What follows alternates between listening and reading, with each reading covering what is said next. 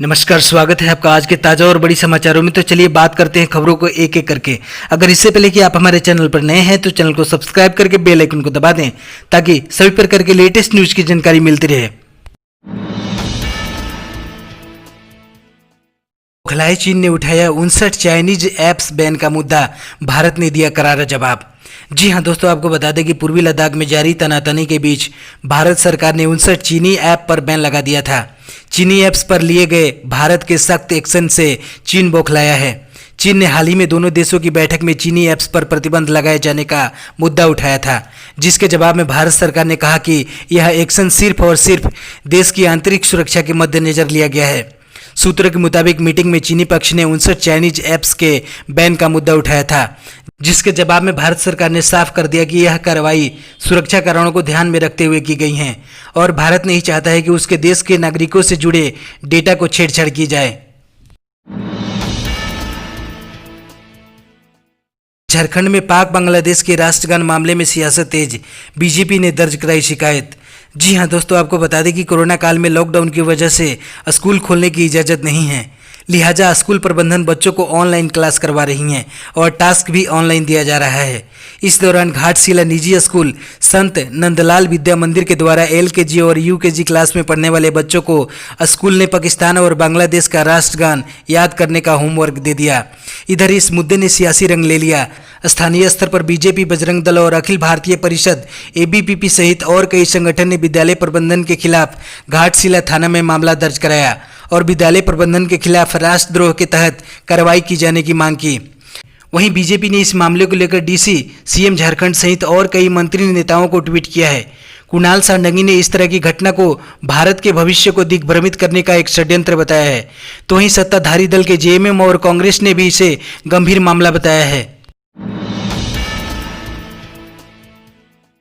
सुंदर पिचाई ने प्रधानमंत्री मोदी से की बात, डिजिटल इंडिया में इतने करोड़ का निवेश करेगा गूगल। जी हां दोस्तों, आपको बता दें कि प्रधानमंत्री नरेंद्र मोदी और गूगल के CEO सुंदर पिचाई की डिजिटल इंडिया पर बातचीत हुई है। प्रधानमंत्री मोदी से बातचीत के बाद सुंदर पिचाई ने घोषणा की है कि गूगल देश में डिजिटल अर्थव्यवस्था बनाने के लिए 10 बिलियन अमेरिकी डॉलर यानी 75,000 करोड़ रुपए का निवेश करेगी। प्रधानमंत्री ने ट्वीट कर कहा कि आज सुबह मेरा सुंदर पिचाई से बहुत ही लाभदायक संवाद हुआ। हमारे बीच कई विषयों पर बातचीत हुई, विशेषकर भारतीय किसानों, युवाओं और उद्यमियों की जिंदगियों में बदलाव लाने के लिए तकनीक की शक्ति का फायदा उठाने के संबंध में। उन्होंने कहा कि बातचीत के दौरान कोविड-19 के मद्देनजर विकसित हो रही नई कार्य संस्कृति के अलावा खेल जैसे क्षेत्रों में इस महामारी के चलते पैदा हुई चुनौतियों के बारे में भी सुंदर पिचाई से चर्चा हुई। प्रधानमंत्री ने एक अन्य ट्वीट में कहा कि गूगल द्वारा शिक्षा, डिजिटल इंडिया, डिजिटल भुगतान को और कैसे मजबूत करने सहित अन्य विभिन्न क्षेत्रों में किए जा रहे प्रयासों को जानकर मुझे अति प्रसन्नता हुई। भारतीय मूल के सुंदर पिचाई गूगल के CEO बनने से पहले कंपनी में सीनियर वाइस प्रेसिडेंट थे। चेन्नई में 1972 में जन्मे सुंदर पिचाई का मूल नाम पिचाई सुंदराजन है, लेकिन उन्हें सुंदर पिचाई के नाम से जाना जाता है। सोने की कीमतों में आई तेजी, चांदी की कीमतों में भी आया उछाल। जी हां दोस्तों, आपको बता दें कि सोमवार को सोने की हाजिर कीमतों में बढ़ोतरी दर्ज की गई। HDFC सिक्योरिटी के अनुसार वैश्विक कीमतों में उछाल की तर्ज पर घरेलू बाजारों में सोने की कीमतों में बढ़ोतरी देखी गई। सोने की कीमत सोमवार को 120 रुपये से बढ़कर 49,960 रुपये प्रति 10 ग्राम के स्तर पर पहुंच गई। पिछले कारोबारी सत्र में सोना 49,840 रुपये प्रति 10 ग्राम के स्तर पर बंद हुआ था। चांदी की कीमतों में भी सोमवार को जबरदस्त उछाल देखा गया। चांदी की कीमत 858 रुपये की बढ़ोतरी के साथ 53,320 रुपये प्रति किलोग्राम हो गई। वहीं पिछले कारोबारी सत्र में यह 52,462 रुपये प्रति किलोग्राम के स्तर पर बंद हुई थी। फिल्म इंडस्ट्री से आई बुरी खबर, एक्ट्रेस दिव्या चौकसे का हुआ निधन। जी हां दोस्तों, आपको बता दें कि इंडस्ट्री से लगातार बुरी खबर सामने आ रही हैं। सुशांत सिंह राजपूत के बाद अब एक्ट्रेस दिव्या चौकसे का निधन हो गया। दरअसल दिव्या कैंसर से पिछले 1.5 साल से जंग लड़ रही थी। हालांकि वह अपनी इस जंग को हार गई और रविवार को उनका निधन हो गया। वह केवल 28 साल की थी। दिव्या ने अपनी इंस्टाग्राम स्टोरी में निधन से पहले आखिरी पोस्ट में लिखा था कि वह डेथ बेड पर हैं। हालांकि एक्ट्रेस की निधन की खबर उनकी कजन बहन ने अपने फेसबुक पोस्ट के जरिए दी है। राजधानी दिल्ली में फिर हुआ डीजल के दामों में इजाफा।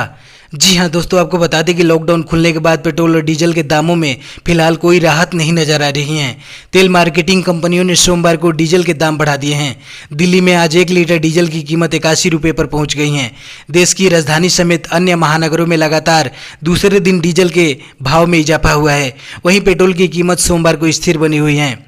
IOCL की वेबसाइट के मुताबिक आज दिल्ली में 1 लीटर डीजल की कीमत में 11 पैसे का इजाफा हुआ है। इस इजाफे के बाद डीजल की कीमत 81 रुपये 5 पैसे हो गई हैं और अब तक भारत में डीजल की कीमत इतने ऊपर कभी नहीं गए थे।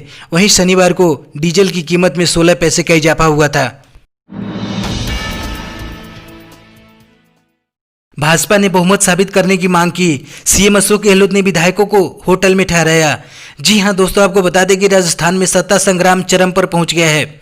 अशोक गहलोत और सचिन पायलट में तकरार बहुत आगे तक बढ़ गई है। राजस्थान की कांग्रेस सरकार के मुख्यमंत्री अशोक गहलोत कह रहे हैं कि उनके सरकार के पास बहुमत है, लेकिन उप मुख्यमंत्री सचिन पायलट इसे नकार रहे हैं। 107 विधायकों का साथ होने का दावा करने वाले अशोक गहलोत ने सभी विधायकों को जयपुर के एक होटल में नजरबंद कर दिया है। भाजपा नेता अमित मालवीय ने कहा कि राजस्थान में अशोक गहलोत सरकार के पास बहुमत नहीं है और उन्हें सदन में बहुमत साबित करना चाहिए। आपको बता दें कि कांग्रेस को अभी भी डर है कि उसके विधायक सचिन पायलट के साथ जा सकते हैं और ऐसे में कांग्रेस के लिए बहुमत साबित करना बहुत मुश्किल हो जाएगा।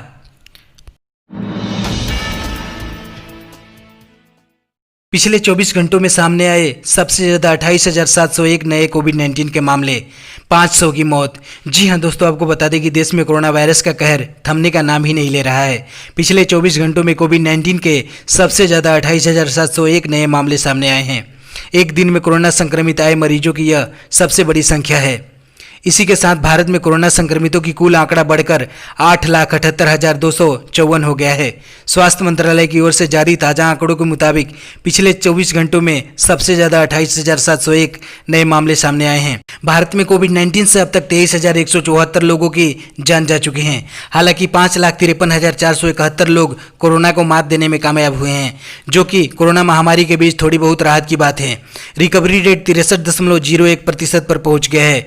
पॉजिटिविटी रेट 13.09% पर है।